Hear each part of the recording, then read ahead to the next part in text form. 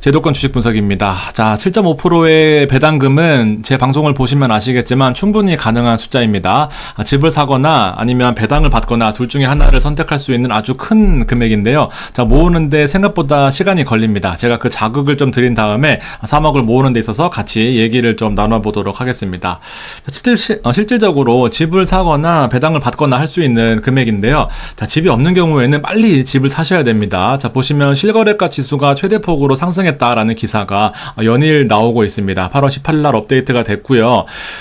지난 6월 기준으로 아파트의 매매 실거래가 지수가 1.8%나 상승해서 6개월 연속으로 상승하고 있다라는 기사입니다. 자, 무슨 말이냐면은 한 달 기준으로 1.8%이다 보니까 1년이면은 21%나 상승하는 추세입니다. 그래서 만약에 10억짜리 아파트다라고 하면은 가격이 12억이 되는 아주 무서운 상승세다라고 볼 수 있는 거죠. 여러 가지 지표 데이터들에서도 실질적으로 가파르게 올라오고 있는 모습을 나타낼 수 있고요. 매매이건 전세이건 간에 하락폭을 딛고 반등하는 국면에 와 있다라고 보시면 될 것 같습니다. 주간으로 0.3%씩 올랐거든요. 매매도 마찬가지고 전세도 마찬가지고. 그러면 월간 기준으로는 1.6%나 올랐고요. 전국적으로도 0.4%, 5% 올랐으니까 생각보다 가파르게 집값이 오르고 있다라고 보시면 될 것 같습니다.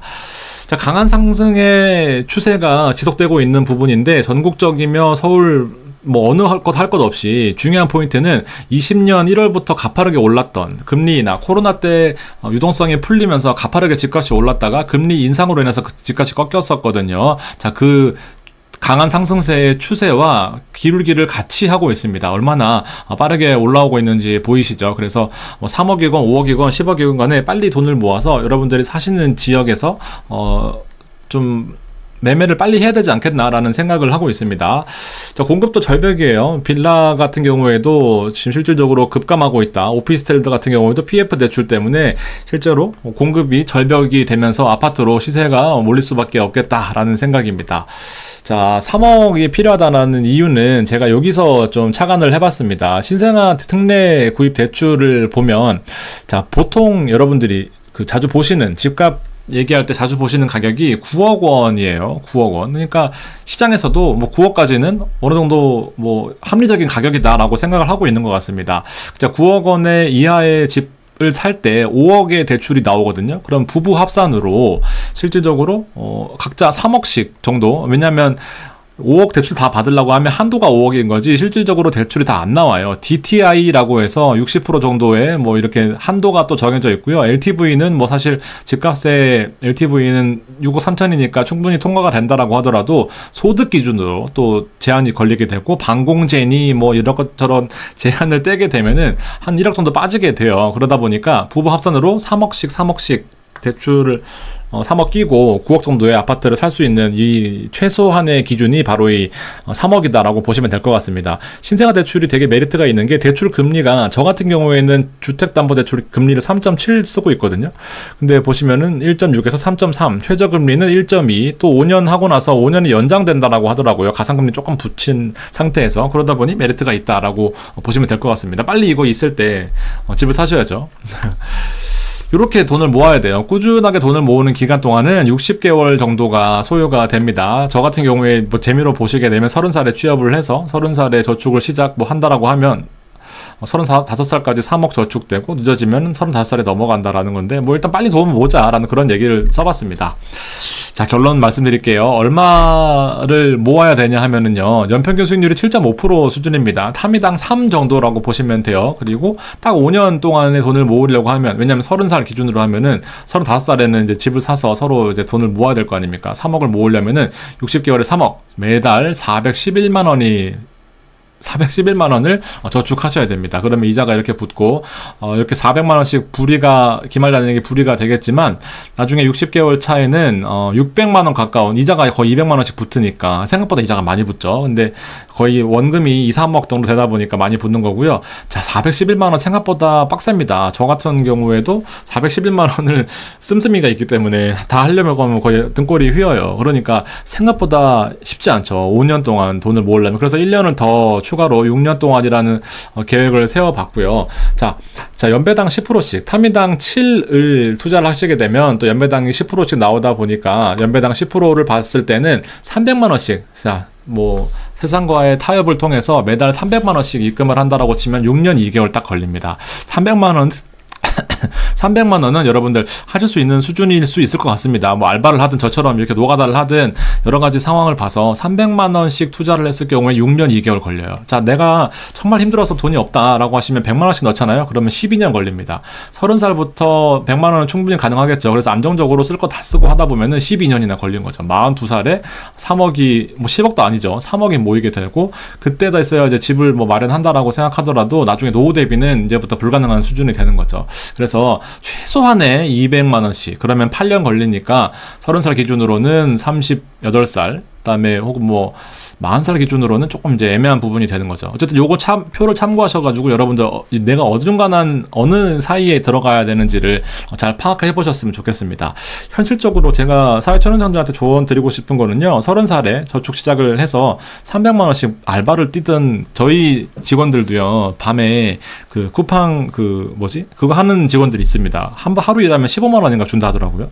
그래서 이틀 뛰면 30만 원인데 300만 원씩 모을 수가 있어야 돼요. 그래야 36살에 최소한 내가 흑수저다라고 하면은 3억이 가능한 수준인 게 된 거죠. 그래야 좀 꿈을 꿔볼 수 있는 겁니다. 여러분 이거 안 하시면은 지금 쉽지 않습니다. 그래서 비교를 한번 해볼까요? 은행과요 타임당 7입니다. 자, 매달 불입금액 300만 원 하면 6년 2개월 걸린다 말씀드렸죠. 그리고 100만 원 넣으면은 154개월 걸려요. 12년 9개월 거의 13년 걸립니다. 거의 뭐 제 나이 또래 돼서야 3억을 모을 수 있습니다. 은행에서 가볼까요? 은행 가면 더 노답입니다. 300만 원씩 3%를 가정해봤습니다. 그러면 300만 원씩 96개월 걸리고요. 여기서 8년이 걸립니다.